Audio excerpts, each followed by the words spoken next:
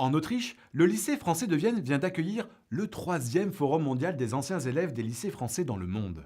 Un événement qui a notamment pour objectif la création d'un réseau solidaire mondial. Ces anciens élèves ont tous été marqués par leur passage dans les lycées français. Une expérience déterminante pour leur vie personnelle et professionnelle. Témoignage.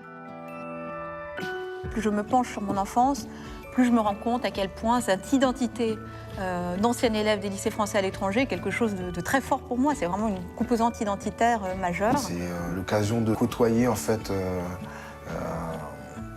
un microcosme en fait de la planète. C'est ce qui a fait aussi qu'aujourd'hui, en tant qu'artiste, chanteur, je chante aussi cette humanité, cette universalité en fait. J'ai toujours eu des postes internationaux et j'ai toujours aimé ça.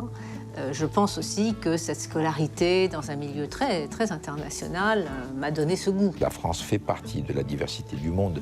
Il faut à tout prix sauvegarder, voire faire progresser une culture française qui vient, d'une certaine manière, étayer la richesse du monde.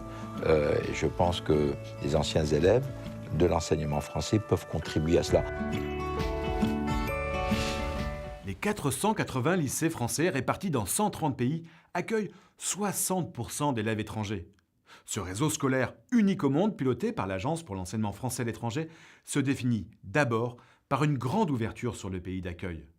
Jodie Foster, Atiq Rahimi, Gad Elmaleh, pour les plus connus, ont usé les bancs des lycées français. Mais ils sont des centaines de milliers à y avoir suivi leur scolarité. Beaucoup d'entre eux sont aujourd'hui des décideurs politiques, économiques et occupent des postes clés dans tous les secteurs d'activité.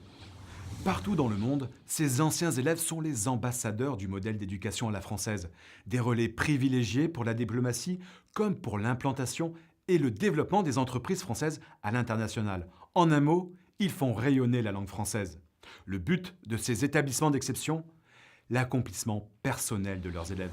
Accomplissement que ces quelques mots du célèbre psychanalyste autrichien Sigmund Freud semblent définir. Le bonheur, c'est un rêve d'enfant réalisé à l'âge adulte.